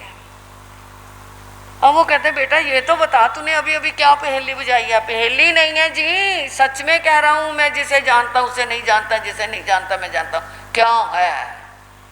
कहता मैं जानता हूँ जो जन्मा है उसे एक दिन मरना है, परंतु मैं ये नहीं जानता कि कब मरना है, कैसे मरना है, किस कारण से मरना है, मैं ये नहीं जानता। हमें पता है मरना है, परंतु कब मरना है पता है? कहाँ मरना जाके? चलते चलते, सोए सोए, खाते खाते, या बोलते बोलते, या बीमारी में पड़ के, या क्या है, किस तरह किस कारण से मरना है ये मैं नहीं जानता। जो जन्म लिया है उससे तो जाना ही है। वो कहते हैं बहुत बातें हो गई तेरी। नहीं जी ये बातें नहीं है माता पिता जी, मैं तो क्या है साधु बनना ही बनना है। आप हमेशा मेरी खुशी का ध्यान रखते हो, अब भी मेरी खुशी का ध्यान रखो। पिता ने कहा अच्छा एक दिन का तो राज्य भोग ले, ठीक है। उसका समारोह किया, राज्य अभिषेक की तैयारियां की, राजा बना दिया। राजा बना करके मुकुट राजा ने अपने सिर के ऊपर से विजय राज ने उतारा और उसके माथे पे लगा दिया और सिंहासन पे बिठा दिया। और बिठाने के बाद बोलते हैं, नहीं महाराज हुक्म करो, क्या चाहिए, आप क्या जो हुक्म दोगे वही हम करेंगे। कहते करोगे, हाँ बिल्कुल करेंगे। तो कहता सुनो, सभी मिले आज्ञा फरमाओ, मुझे साधु बन जाना, मुझे साधु बन जाना, मुझे आज्ञा दे दो, मुझे साधु बनना। वो कहते हैं भाई सोचा था कुछ हो गया, कुछ किसी की तकदीर को बदला नहीं जा सकता। इस तरह उन्होंने जब क्या देखा कि ये मानने वाला नहीं है, उसकी दीक्षा की तैयारी की, प्रभु के चरणों में आके दीक्षा दी और वो दीक्षा पालने लगा और सभी संतों के पास उसे ज्ञान ध्यान के लिए उनकी जिम्मेवारी दे दी। दूसरे ही दिन, दीक्षा के दूसरे ही दिन शाम को बारिश हुई, जैसे कल शाम को बारिश हुई थी ना, कड़ाकेदार बारिश हुई। और सुबह संत जो थे सवेर शौच आदि के लिए बाहर जाते थे। अब वो भी खुशी खुशी में सोचता है चलो मैं भी घूम आऊँगा। उसे आई हुई तो थी नहीं, शौच की कोई हाजत नहीं थी, परंतु वो उनके साथ देखा देखी चल पड़ा, छोटी सी पात्री ली और साथ में चल पड़ा। वो बड़े बड़े संत थे, अपनी अपनी जगह देख करके सभी शौच निवृत्ति के लिए बैठ गए। और वो क्या है, उसने एक जगह देखा, क्योंकि पहले दिन बारिश हुई थी, पानी इकट्ठा हो रहा था, उसने देखा और वहाँ पर वो बारिश के पानी को इकट्ठा देख करके उसने क्या है, मन में वो बचपन आ गया और आया और उसने क्या है, उसमें अपनी पात्री झोली में से निकाल ली और उसमें क्या है तिरानी शुरू कर दी। जैसे बच्चे कागज की नौका तराते हैं ना, ऐसे ही। और वो तिराते हुए क्या बोलता है, जीवन लासानी है, जीवन लासानी है, मुड़े हाथ नहीं आना, एता बहंदा पानी है, मुड़े हाथ नहीं आना, एता बहंदा। मेरी तरफ भी सुन लो, शिक्षा मैं दारूंगा, शिक्षा जैसे मेरी नाव चले ऐसे आत्मा तारूंगा, जैसे मेरी नाव चले ऐसे आत्मा। शरीर मेरी नौकाए, तन मेरी बाबे सागर पार करूं, सारी दुनिया धोखाए, बाबे सागर पार करूं, सारी दुनिया धोखाए। अपनी आत्मा को तार रहा है और साथ में क्या है, जैसे तू पानी पे तर दी, मैनू भी तार पातरी, जैसे तू पानी में तर दी, मैनू भी तार पातरी, जैसे तू पानी पे तर दी, मैनू भी तार पातरी, जेड़ा जग विच होला बनदा होवे पार पातरी, जैसे तू पानी में तर दी, मैनू भी तार पातरी, ओ जा पार मेरी तू नौका, जग विच होला बनना ओका, मुँहों कह देना है सौखा, करना दुश्वार पातरी। अब वो पातरी तराते तराते क्या है, सोच रहे हैं कि जैसे तू तर रही है मुझे भी तार देना। जग में क्या है, पत्थर मान विच है उबदा, ताइयों विच पानी दे डुबदा, पत्थर पानी में डूब जाता है। परंतु जो नौका होती है लकड़ी की होती है, हल्की होती है, वो तैर जाती है। अब वो क्या है, पानी में पात्री तैरा रहा था। वो जो संत थे शौच से निवृत्त होकर के सब इकट्ठे होकर के आए। जब देखा, ओ छी छी छी छी, ये तो क्या कर रहा है, अरे ये क्या कर रहा है, तेरे को अक्ल नहीं है। ऐसे उसको थोड़ा सा बोल बाल के वो फटाफट फटाफट फटाफट, मैं भी तुम्हारे साथ चलूँगा, मुझे भी ले चलो ना ले चलो। उसको छोड़ के जब वहाँ से चले और मन में क्या सोचते जा रहे हैं कि प्रभु को जाकर के उलाहना देंगे, कैसे संत को तुमने बनाया। अब वो जब वहाँ पे पहुँचे और वो भी पीछे पीछे, बेचारा चलता चलता छोटा सा भोला भाला संत, 8 साल का क्या होता है, दूसरा ही तो दिन था दीक्षा का। अब वो क्या है, उनके पीछे पीछे आया और प्रभु को अभी बोलने ही वाले थे कि प्रभु ने कहा, संतो, नव दीक्षित मुनि बनता अनघार की पात्री को पानी में छोड़ते हुए देख कर के मन में ये आया कि ये संयम में दोष लगा करके आया है, इसको प्रभु ने क्यों बनाया। एकदम गर्दन नीची हो गई। आए तो अकड़ के थे, परंतु प्रभु ने तो आते ही सारा भेद खोल दिया। अरे जानते नहीं, उस नए दीक्षित संत का पानी के जीवों के साथ जो पिछला संबंध था वो क्या हो गया, वो टूट गया है। ये तो चरम शरीरी जीव है, इसी भाव में मोक्ष जाने वाला ये संत है। इस तरह संतों को उन्होंने समझाया। और इधर वो क्या है, उसने सभी संतों के पास 11 अंक तक ज्ञान मंथन किया, गुण संवत्सर तप किया, बहुत सारी और तपस्याएं की और अनेकों वर्षों तक चरित्र पालन किया। और अंतिम समय में विपुल गिरी पर्वत पे जाकर के संथारा लेकर के वो मोक्ष धाम में पधार गए। उखे वो 16 सजैना एवं कल जम्मू तेन कालन तेन सम्मेलन वानारसीय नगरीय काम वहाँ वाने चाहिए तथनंग वानारसीय अलखे नामक रहा होता तेन कालन तेन सम्मेलन सबने भगवान महावीर जा बेरे परसा निज्ञा तैनंग से अलखे राया इमसे कहा लदट्टे समाने हाट टुटे जा पुण्य जा पजवा सही दम कहा तैन से अलखे राया समनस भगव्य महावीर संत्य जा उदायने तहात निखते नवरंग जेठे पुत्तंग रजे अहि सच्चे एकार संगा बहुभाषा प्रियाओ जहाँ विपुल सिद्धि एवं कल्लू एवं जम्मू सम्मेलन जहाँ छठ मस वगस ए मट्ठे पनते। अब जम्मू स्वामी ने फिर प्रार्थना की, प्रभु छठे वर्ग के 15 अध्ययन तो मैंने सुन लिए, अब 16वें अध्ययन में क्या है कृपा करके फरमाए। तो उन्होंने कहा, उस समय काम महावन नामक के बगीचे में बनारसी नगरी, प्रभु बनारस में भी गए, वाराणसी नगरी, अलक्ष नामक राजा था, राज्य संचालन करता था और वो प्रभु उपदेश देते वहाँ पधार गए। और पधारे तो वहाँ प्रभु के चरणों में जनता आई तो वो राजा भी बड़ा ही प्रसन्न हुआ। उसने अलक्ष राजा ने प्रभु की वाणी सुनी, कौनक की तरह ठाठ बाट से एक दिन प्रभु की सेवा में उपस्थित होकर के उसने भी दीक्षा धारण की।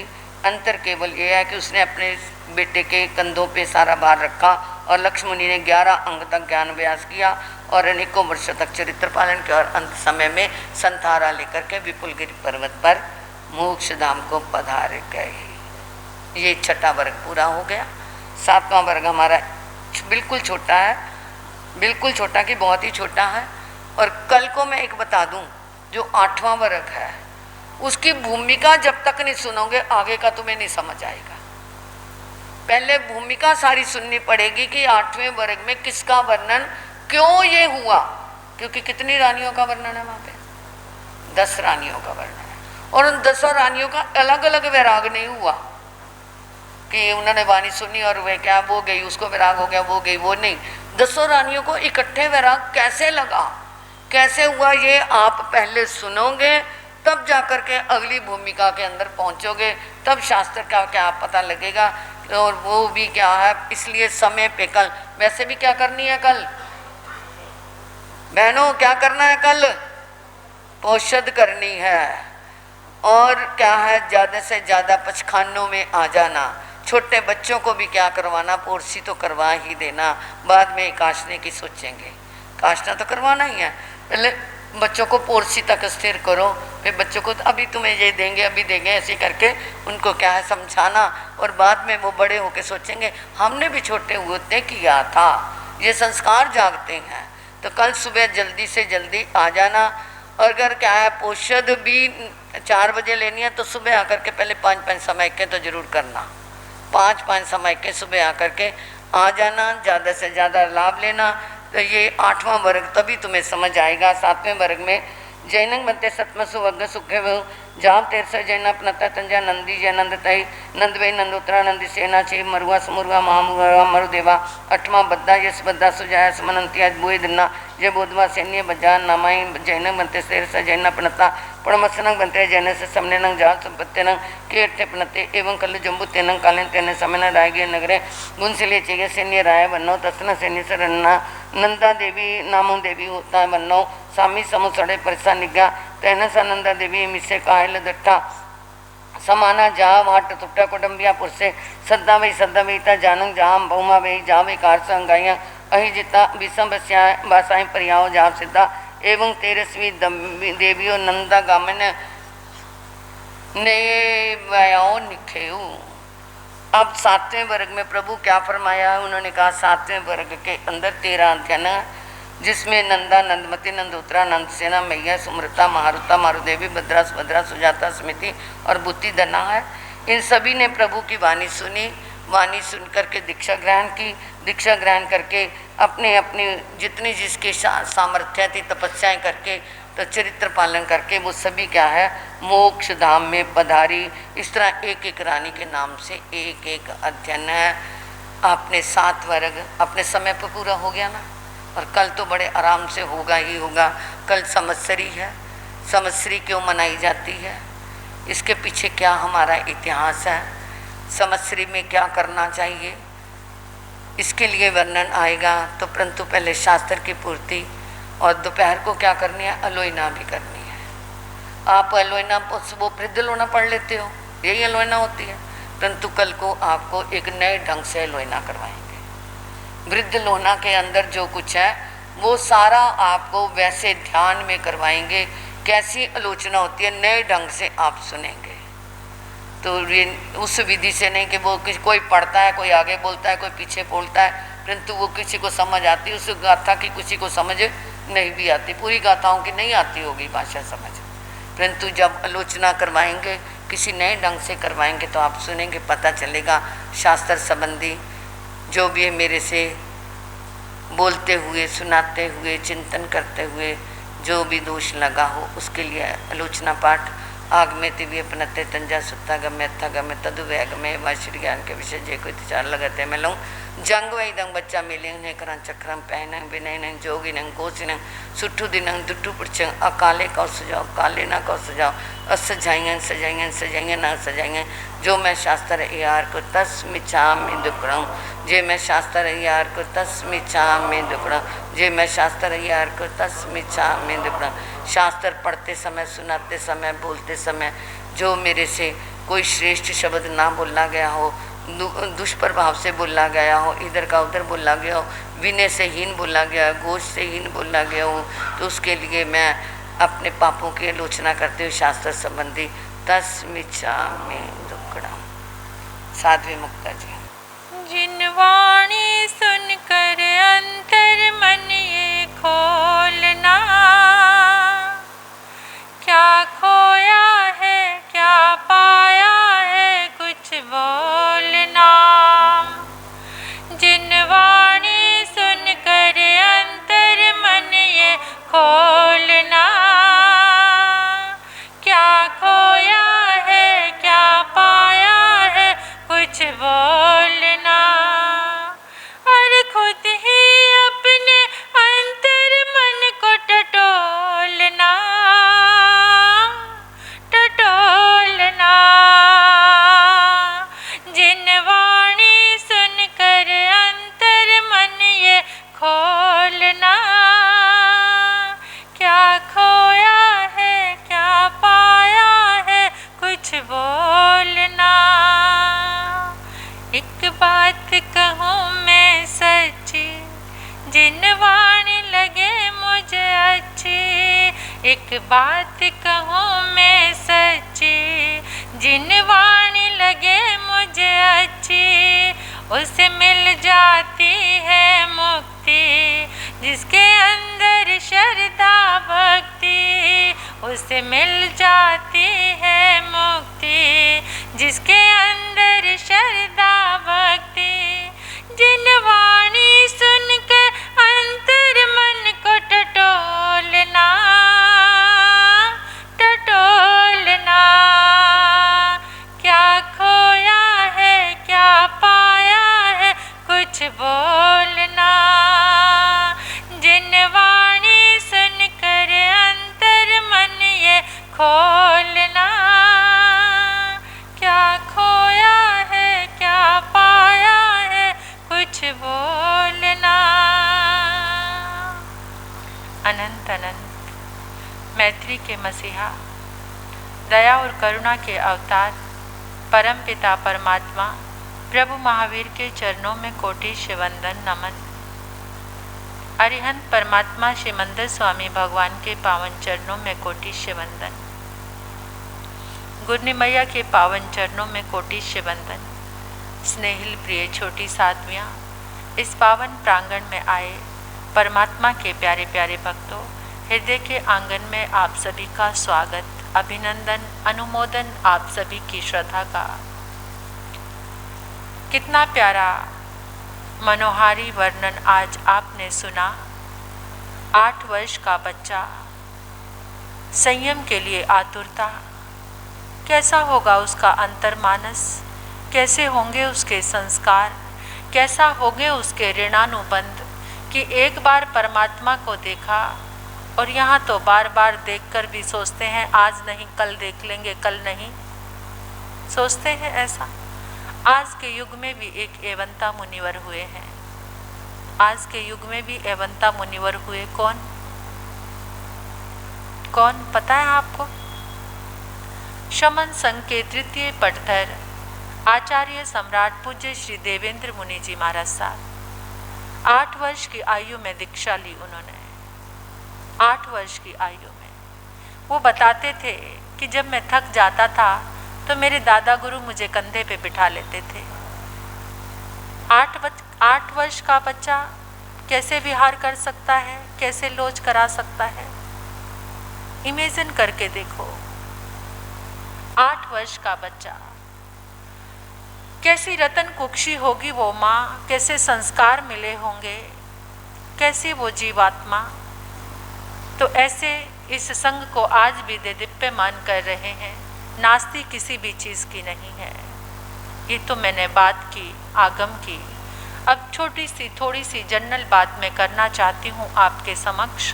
देखिए, एक दिन आपने माँ के ऊपर सुना और एक दिन पिता के ऊपर सुना। सुनकर आंखें नम हुई, मन भाव विह्वल हो गया।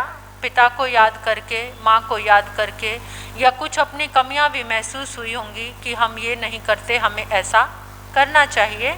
कुछ ना कुछ मन में भाव आए होंगे जिससे के कारण आंखों से आंसू निकले। और कितनी जगह तो जब ये माँ के ऊपर प्रवचन चला तो लोगों ने यहाँ तक भी कहा कि दोबारा भी हम इसको सुनना चाहेंगे एक बार और। इतना भाव विह्वल हो गए थे लोग, क्योंकि युवाओं से खचाखच भरी होती थी वो सभा। मतलब एक आस्था और एक विश्वास होता है कि हमारे परम पर्युषण आए हैं, किसी को भी घर में नहीं बैठना, सबको धर्म स्थान की ऊर्जा तो लेनी ही लेनी है। इतनी आधुनिकता की ऊर्जा हमारे अंदर भर गई है जो हमारे विचारों को परेशानी देती है, हमें बेचैन करती है। उस ऊर्जा को अगर रोकना है तो धर्म स्थान में आना ही पड़ेगा। और जो 8 दिन में आकर इस सामूहिक एनर्जी को लेता है, सचमुच में वो बहुत पावरफुल हो जाता है। उसके भीतर बहुत सारे चेंजेस आते हैं, बहुत सारे परिवर्तन आते हैं। तो जैसे ये माँ का और पिता का प्रवचन सुना तो मेरे पास बहुओं की तरफ से एक प्रतिक्रिया आई। उन्होंने कहा कि महाराज साहब, आपने माँ पे बोला, पिता पे बोला, बहुत अच्छी बात। फिर लड़कों ने भी आकर कहा, महाराज साहब आपने बहुत अच्छा कहा कि आपने हमें अपना फ़र्ज याद दिलाया कि हमें माता पिता की सेवा करनी चाहिए, हमें माता पिता के लिए जागरूक रहना चाहिए, हमें माता पिता का दिल नहीं दुखाना चाहिए। लेकिन कई बार परिस्थिति सामने कुछ इस तरीके की आती है जिससे आप अनभिज्ञ हैं, बहू ने कहा कि जो हम काम करते हैं उस काम के लिए हमें रोका जाता है, हमें कहती है हमारी सास कि तुम लिमिट क्रॉस कर रहे हो, लेकिन वही काम उनकी बेटी करती है तो उसको और सीख देते हैं। कोई डरने की जरूरत नहीं, आज युग बदल गया है। तुम जाकर अपनी ससुराल में अपनी सास को ये बात कहना कि समय बदल गया है, आज ये करना बहुत जरूरी है। समय के साथ साथ ये चीज़ें होती हैं। ये जब दोहरे मापदंड एक ही घर में बहू के लिए अलग और बेटी के लिए अलग जब देखे जाते हैं तो बहुत पीड़ा होती है। महाराज साहब, आप कुछ संदेश ऐसा भी दो। तो मैं एक प्यारा सा संदेश लेकर, छोटा सा संदेश लेकर आप सबके बीच में उपस्थित हुई हूँ कि ऐसे झगड़े के कारण बहू और सास में आज बहू बहू ही क्यों रहती है, बेटी क्यों नहीं बन पाती, और सासू जी का नज़रिया क्यों नहीं चेंज होता, हम किस कारण। और जो लड़का होता है, यानी जो पति होता है, जो बेटा होता है, उसके सामने भी बैलेंस करने में कितनी सारी स्थितियां ऐसी आ जाती हैं, बेचारा चक्की के दो पार्टों में पिस जाता है, होता है ऐसा। तो देखिए, इसका कारण एक सबसे पहला ये है कि माँ अपने हिसाब से अपने बच्चे की परवरिश करती है। माँ जो अपने बच्चे की परवरिश करती है वो अपने हिसाब से करती है। और बच्चा भी जब बाहर से आता है तो आते ही पूछता, मम्मी मेरे जूते कहाँ हैं, मेरी चप्पल कहाँ है, मेरे कपड़े कहाँ हैं, मेरी फलानी चीज़ कहाँ पर है। यानी ये जब भी कोई चीज़ होती है वो तो सारी स्टोरी आकर मम्मी को बताता है। फिर वो थोड़ा सा बड़ा होता है, क्योंकि जब वो छोटा होता है तो सारा टाइम स्पेंड वो माँ के साथ करता है, माँ के बिना उसे कुछ भी अच्छा नहीं लगता। वो थोड़ा सा बड़ा होता है तो थोड़ा टाइम अपने दोस्तों के साथ स्पेंड करने लग जाता है। जो वो शॉपिंग करता है, पहले सारी शॉपिंग माँ के साथ करता था, अब थोड़ी थोड़ी शॉपिंग वो किसके साथ करने लगा, अपने दोस्तों के साथ करने लगा। और फिर वो जब युवा हो जाता है, जब उसकी शादी हो जाती है, जब वो हस्बैंड बन जाता है, तो वो कितना टाइम, सारा टाइम, फिर सारा तो नहीं कह सकते लेकिन मोस्टली ज़्यादा टाइम किसको देने लग जाता है, अपनी वाइफ को देने लग जाता है। क्योंकि वाइफ के लिए प्रॉब्लम शेयर करने के लिए एक ही जज है, एक ही व्यक्ति है, वो अपने पति को ही सारी बात कह सकती है। यानी अपने इमोशंस हैं जो सारे वो अपने हस्बैंड से ही शेयर कर सकती है। अब वो मतलब उसकी बात सुनता है, उसको समय देता है, क्योंकि उसको पता है कि घर में माता पिता हैं, माता पिता की बात शेयर करने के लिए और भी मेंबर्स हैं, लेकिन पत्नी के पास एक मैं ही अकेला मेंबर हूँ जिसके साथ वो अपनी बात शेयर कर सकती है। ये घर की बात है, थोड़ी समझने की बात है। जो हमारी बहनें सासू जी बन गई हैं या सासू जी बनने की तैयारी में हैं, उनको थोड़ी सी बात अपने घर के एक बैलेंस की और घर को अच्छे से बनाने की बात आएगी। बहुत सुंदर बात है ये। तो देखिए, बहू के पास एक ही जज है, एक ही पर्सन है जिससे वो अपनी बात शेयर कर सकती है। और जब वो अपनी पत्नी की बात अपनी माँ के सामने आकर रखता है तो माँ क्या कहती है कि ये तो वाइफ का हो गया है, वाइफ की साइड ले रहा है, ये तो बीवी का गुलाम हो गया है। मतलब ऐसी बातें आती है ना। अब तो ये सारी बातें अपनी पत्नी की सुनने लगा है, क्योंकि वो जितना माँ को टाइम देता था अब टाइम किसको देने लगा, अपनी वाइफ को टाइम देने लगा। और एक बात और आप ध्यान में रखना, देखिए जब लड़की दूसरे घर से आती है उसका जीवन कैसा होता है। आप कहीं से मनी प्लांट लेकर आते हो, अपने घर में लगाने के लिए आप मनी प्लांट लेकर आते हो, उसकी जड़ों के साथ जहाँ से उसको उखाड़ा जाता है वहाँ की मिट्टी भी आती है ना मिट्टी। क्योंकि अगर वो मिट्टी साथ नहीं आएगी तो वो मनी प्लांट फले और फूलेगा नहीं। वहाँ उसकी जड़ों में जो मिट्टी लगी हुई है, उस मिट्टी को लेकर आपने अपने गमले में लगाया, अपने बगीचे में लगाया, आपने जो गार्डन बनाया हुआ है अपने गार्डन में लगाया, तो वो प्लांट, और फिर उसके बाद आप उसकी देखभाल भी करते हो। नया नया जो प्लांट लगाते हो आप उसकी देखभाल भी करते हो ना, उसमें पानी देना है, उसको हवा चाहिए, उसमें आसपास कुछ घास फूस आ गया है उसको भी निकालना जरूरी है। लेकिन जब एक लड़की अपने मायके से अपनी ससुराल में आती है, वो अपने माता पिता को, भाई बहनों को याद करती है, उनको फ़ोन करती है, तो आपको बर्दाश्त नहीं होता। जहाँ पर वो 20 साल, 22 साल, 25 साल तक रहकर आई, वहाँ की मिट्टी उसके साथ आई है। उसको जमने में, उगने में आपको ध्यान रखना पड़ेगा, क्योंकि वो जो मिट्टी अपने साथ लेकर आई है, मिट्टी बोले तो मीन्स अपनी यादें वहाँ की जो साथ लेकर आई है, उनको भुलाने में, वहाँ पर जमने में, उगने में उसको समय लेगा। और आपका कर्तव्य बनता है उसका ध्यान रखना। जस्ट लाइक मनी प्लांट, जैसे उस मनी प्लांट का आपको ध्यान रखना है, ऐसे ही उसका भी आपको ध्यान रखना है। लेकिन ध्यान नहीं रखते, इस बात से ही परेशान हो जाते हैं। हर समय अपनी माँ को याद करती है, अपने उसका तो ध्यान अपने मायके में बना रहता है। और ध्यान तो बना रहेगा क्योंकि 25 साल वो वहाँ पर निकाल के आई है, थोड़ा एक्सेप्ट करना चाहिए। और इस चीज़ को ही खींच खाच कर तोड़ा फोड़ करनी शुरू कर देते हैं। उसी समय चाहते हैं कि ये सबको भूल जाए और आज ही हमारी बात सुने। ऐसा नहीं हो सकता। उस समय माता पिता का एक कर्तव्य बनता है, अपने बेटे को भी जज करे माँ, कैसे कि इसका एक कर्तव्य है, जो नई आई है उसको थोड़ा सा इसको ध्यान देना चाहिए। और बहू को भी इतना ध्यान रखना चाहिए, उसको भी ये बात समझानी चाहिए कि पहले तुम माँ को जितना समय देते थे, आज सारा टाइम मुझे दे रहे हो, थोड़ा टाइम माँ के पास बैठकर उनको भी सेटिस्फाइड किया करो। इससे घर का वातावरण क्या बनेगा? घर का वातावरण अच्छा बनेगा, घर का वातावरण सुंदर बनेगा। लेकिन क्या होता है, बहू आने से पहले इतने सारे ट्रेनर सास की लाइफ में आ जाते हैं, कुछ मोहल्ले वाले, कुछ रिलेशन वाले। वो कहते हैं अरे बहू आएगी, सिर पे ना बिठा लेना, सिर पे आके डांस करेगी, पहले ही थोड़ा सा खींच के रखना।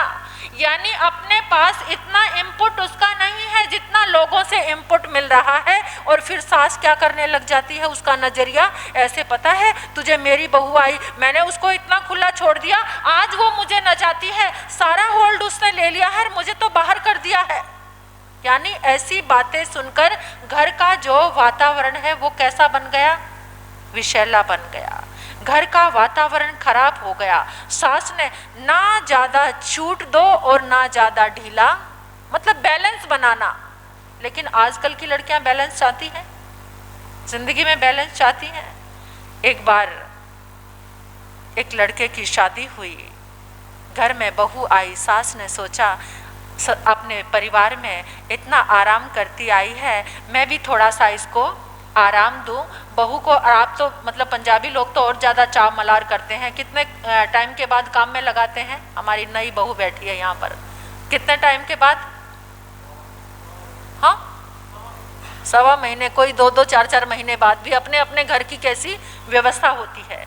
तो वो सासू जी ने भी क्या कहा, बहू आई है आराम करे। अब वो बहू क्या करती, खाना पीना खाती और ऊपर चली जाती, पूरा दिन जाकर अपने रूम में रेस्ट करती, आराम करती, फोन चलाती, सब कुछ करती। अब बहुत टाइम निकल गया, 1 महीना निकला, 2 महीने निकले, 3 महीने निकले। वो माँ बेटा आपस में बात करने लगे, माँ तूने इसको अच्छी खुली छुट्टी दी, इतने चाव मलार किए, देखना ये तो किसी काम को हाथ ही नहीं लगाती है। माँ कहती कोई बात नहीं बेटा, अभी नई नई है ना, सब समझ जाएगी, जब देखेगी ना मेरी सासू जी इतना काम करती है। और टाइम निकल गया, वो तो किसी काम को टच भी नहीं करती। अब वो माँ बेटा कहने लगे कि देखते हैं, थोड़ी शर्म वाली होगी तो समझ जाएगी। माँ हम एक काम करते हैं। उन्होंने कुछ अंदर से प्लानिंग की और सुबह उठ के जब माँ झाड़ू लगा रही थी तो बेटा पास आया और माँ को कहने लगा, माँ छोड़, हर रोज तू काम करती है, आज झाड़ू मैं लगाऊंगा। बहू ऊपर से नीचे छम छम करती वो नीचे उतर रही थी। फिर माँ ने कहा अरे बेटा ये काम तो औरतों को शोभा देते, तू झाड़ू लगाएगा, अच्छी बात है। कोई नहीं बेटा, मैं कहते नहीं माँ दूर हटना, रोज तुझे इतना टाइम हो गया काम करते हुए, तू ही काम करती रहती है, मैं झाड़ू लगाऊंगा। बहू ऊपर से नीचे उतर रही थी, वो कहती अरे माँ बेटा क्यों झगड़ रहे हो, एक दिन माँ कर लिया करे, एक दिन। बेचारी सास तो सोचती थी अभी हाथ से झाड़ू, अभी खुली छुट्टी का कुछ नाजायज फायदा बहुएं भी उठा लेती हैं, आजकल की लड़कियां भी उठा लेती हैं। तो आज उनको भी बैलेंस करने की ज़रूरत है और सासू जी को भी बैलेंस करने की ज़रूरत है। एक लड़के ने रोते रोते एक बात बताई, उसने एक बात बताई और बहुत मायूस होकर कहने लगा, कहते महाराज साहब बहुत समय मेरे घर का माहौल बहुत अच्छा रहता है, लेकिन जैसे 10 दिन के लिए मेरी बहन आती है सारा माहौल ख़राब करके चली जाती है।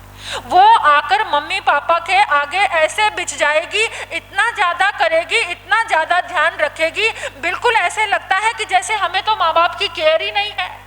और 10 दिन के अंदर मम्मी पापा भी बहन के ही गीत गाने शुरू कर जाते हैं, जगह जगह पर मेरी वाइफ की बदनामी करेंगे, रिश्तेदारों में कहेंगे बहू क्या है, कुछ नहीं, अरे मुझे तो आकर संभालती है मेरी बेटी। लेकिन जो बेटी आती है वो अपने ससुराल में अच्छा रवैया नहीं करती अपने सास ससुर के साथ, जो रवैया आकर वो अपने माँ बाप के साथ करती है, अगर वही रवैया वो अपने किसके साथ, अपने सास ससुर के साथ करे तो उसका घर अच्छा बन सकता है। और कितनी बार सासू जी के मन में भी ये बात आ जाती है कि बहू ने आकर रसोई संभाल ली, अब सारे आकर उसी को पूछते हैं, पहले मुझसे पूछते थे, सब चीज में मेरा होल्ड रहता था। अरे समय की बात है, जितने टाइम तुमने संभाला पहले तुम्हारे पति ने तुम्हें सपोर्ट किया, अगर अब तुम्हारा बेटा बहू को सपोर्ट कर रहा है तो तुम्हें परेशान होने की जरूरत नहीं है। लेकिन परेशान होते हैं तो घर में थोड़ा सा बैलेंस बनाने की बात ये है तो बात बहुत लंबी चौड़ी, लेकिन इतनी लंबी बात मैं नहीं कहूँगी, एक छोटी सी बात। घर में किस चीज़ को हम जज करते हैं, देखिए हम बहू को किस तरीके से देखते हैं, कभी बेटी की तरह देखा तो वो बेटी बन जाएगी, लेकिन बहुत साल गुजरने के बाद भी बहू को बहू के रूप में ही देखा जाता है। घर में छोटा सा गार्डन था, पिता और पुत्र दोनों बैठकर चाय पी रहे थे। चाय पी रहे थे तो अंदर से एकदम कुछ चीज गिरने की आवाज आई, जोर से चीज गिरी तो उसी समय पिता ने कहा, देख लिया आज फिर बहू ने नुकसान कर दिया, आज फिर कोई कांच की चीज तोड़ दी है। बेटा कहता, पापा आप श्योर हो आप कि बहू ने तोड़ी है? और क्या, हर बार वही नुकसान करती है, तुझे पता नहीं पहले कांच की कितनी चीजें तोड़ चुकी है। पापा आज लेकिन तुम्हारी बहू ने नहीं तोड़ी ये चीज मम्मी के हाथ से गिरी है। दोनों बैठे कितनी दूरी पे हैं। पापा मैं सच कह रहा हूं, आज मैं श्योर हूं कि ये चीज मम्मी के हाथ से गिरी है। कहते तू कैसे कह सकता है? कहते बेशक पता करवा लो, बेशक आपको विश्वास नहीं होता तो पता करवा लो। तो उसने पास ही सेवक था, उसको बुलाया और कहा कि जाकर पता करके आओ ये शोर किस चीज का आया है, क्या गिरा है, क्या टूटा है। तो पता किया जाकर कि बड़ी मालकिन के हाथ से कांच की ट्रे गिर गई और उसमें सब कप वप जो भी चीजें मग रखे थे वो सारे गिर गए। तो उसने आकर बताया, मालिक बड़ी मालकिन के हाथ से गिर गई। बेटा कहता, पापा देखा ना, मैंने कहा था मम्मी के हाथ से गिरा है। कहते तुझे कैसे पता चल गया इतनी दूर बैठा?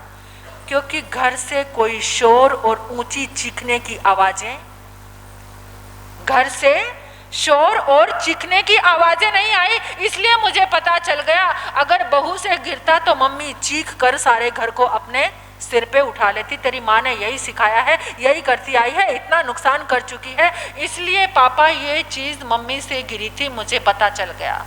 तो ये कैसी चीजें हैं? घर का माहौल अच्छा करने के लिए बड़ों के अंदर भी कुछ, हमसे भी हो सकती है ये गलती, मुझसे भी हो सकती है। दूसरों को टारगेट बनाने की बजाय, बहू को टारगेट बनाने की बजाय और ये बात मन में लाने की बजाय कि भाई अब तो तू गई, बहू आ गई, सारा होल्ड उसके हाथ में आ गया, रिश्तेदार आते हैं उससे पूछते हैं, जो कुछ आते हैं, अरे तूने भी तो इतने साल तक अपने हाथ में होल्ड रखा, अब बहू के हाथ में कोई बात नहीं, जिम्मेदारी है। और वो बेचारा लड़का बैलेंस करते करते थक जाता है, कमरे में जाता है, पत्नी को बैलेंस करता है, बाहर आता है, पिता को बैलेंस करता है, रसोई में जाता है, माँ के साथ बैलेंस करता है। यही समझाते समझाते लड़के आकर कहते, हमारे सब चक्की के दो पाटों में, ना पत्नी को समझ पाती है ना माँ समझ पाती है। माँ समझती है सारा टाइम पत्नी को देता है, पत्नी समझती है माँ की सुनता है, दोनों इस बात में अपना अपना मुंह बना के और मुझे टेंशन में समय निकालते निकालते इतना समय हो गया। तो ये घर को समझने की, सुधारने की ज़रूरत है। ये घर तुम्हारा है। जो भी एक दूसरे को, जिसमें अंडरस्टैंडिंग आ जाएगी, पहले माँ के अंदर अंडरस्टैंडिंग आए कि जो नई आई है, नई को समय देना बहुत ज़रूरी है। धीरे धीरे सब सुधर जाएगा।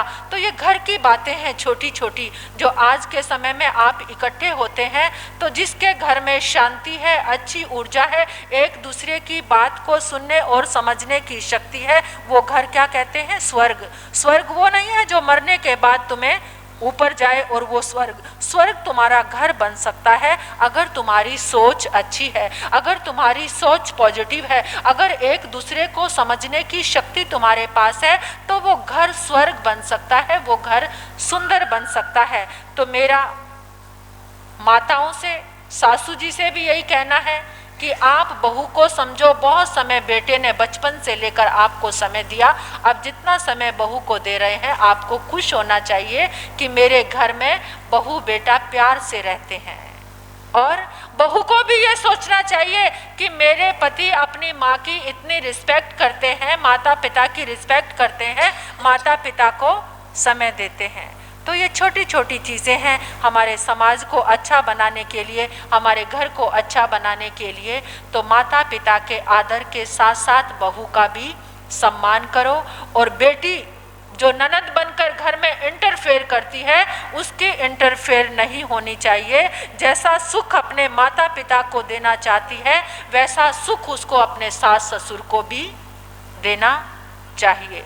और सास को चाहिए जो आदर सम्मान, जो इच्छा प्यार अपनी बेटी के लिए सोचती है, वही अपनी बहू को भी दे, अपनी बहू के लिए भी सोचे, तो घर का नज़ारा स्वर्ग बन जाएगा इन छोटी छोटी बातों में। और कल का दिन क्या है? कल को अपने आप को स्वर्ग बनाना है, अपने अंतर को स्वर्ग बनाना है, अपने भीतर में देखना है कि वहाँ स्वर्ग है या नर्क है, हम नरक में जी रहे हैं या स्वर्ग में जी रहे हैं। सबसे पहले ऐ सुधारक जगत के मत चिंता कर यार, ऐ सुधारक जगत के मत चिंता कर यार, दिल ही तेरा जगत है, पहले इसे सुधार। तो कल का दिन अपने आप को सजाने का, संवारने का, सुधारने का, अपनी गलतियां मिटाने का दिन है। संवत्सरी महापर्व है, जितना हो सके ज़्यादा से ज़्यादा सामायिक करना, ज़्यादा से ज़्यादा धर्म की आराधना करना, व्यासना, एकाशना, आइम्बिल उपवास से अपने जीवन का श्रृंगार करना। और कल के प्रतिक्रमण में घर का एक एक मेंबर आए, कम से कम देखो अभी तक जिसने प्रतिक्रमण नहीं किया, साल का एक प्रतिक्रमण संवत्सरी का, अगर जो संवत्सरी का भी प्रतिक्रमण नहीं करना, उससे जैसी दुष्ट आत्मा और कोई भी, उससे बड़ा पाप से बोझिल होने वाला जीव और कोई भी नहीं। परमात्मा ने कहा हर रोज प्रतिक्रमण करो, हर रोज नहीं आलोचना कर सकते तो तिथियों में करो, तिथियों में नहीं कर सकते एक पखवाड़े में करो, एक पखवाड़े में नहीं कर सकते तो एक महीने में करो, एक महीने में नहीं कर सकते तो 2 महीने में करो, 2 महीने में नहीं कर सकते तो 6 महीने में करो, और 6 महीने में नहीं कर सकते तो कम से कम संवत्सरी को 84 लाख जीवा योनि से क्षमा याचना जरूर करो। अपने गुनाहों की आलोचना करो, अपने पापों की आलोचना करो। तो संवत्सरी वाले दिन, कल के दिन बच्चे बच्चे को लेकर घर से ये पूरा हॉल भर जाए, इस तरीके से कल का प्रतिक्रमण हो जाए और प्रतिक्रमण में अपने पापों की आलोचना हो जाए। ऐसा सुंदर प्रतिक्रमण कल सब ने करना है, कितना भी जरूरी काम हो। कल के दिन तो अपने प्रतिष्ठान बंद कर देना, कल के दिन कोई आरंभ समारंभ का काम मत करना, कल के दिन दुकानों का मोह छोड़ देना। एक कल में आप धन्ना सेठ बनने वाले नहीं हैं, कल के दिन बहुत कुछ पाने वाले नहीं हैं। आप कल का दिन पूरा का पूरा दिन इस धर्म स्थान की ऊर्जा आलोचना जरूर सुनना, ऐसी आलोचना जो जन्मों जन्मों की आलोचना, एक अलग विधि से हम आलोचना कराएंगे, उस आलोचना जो आपको समझ आएगी। अभी तक तो आप सुनते थे कि दोहे गा लिए बस आलोचना हो गई, नहीं, आलोचना एक रोम रोम से आलोचना, अंतर मानस से जुड़कर हम एक ऐसी आलोचना कराएंगे। आलोचना भी सभी आकर करना, उस आलोचना से भी वंचित न रहना। इसी के साथ मैं अपने वक्तव्य को विराम देती हूँ, क्योंकि थोड़ी सी प्रेरणा की डोज देना तो बहुत ज़रूरी होता है, तभी आप जागते हैं। और आजकल तो बच्चे कैसे सोते हैं, उनको कैसे कैसे उठाते हो आप भी बच्चे हो, बच्चे बने हुए हैं जो उठने का नाम नहीं लेते। इसलिए थोड़ा सा जगना है, कल के दिन उठकर सब आपको मिलेगा। इसी के साथ ओम शांति।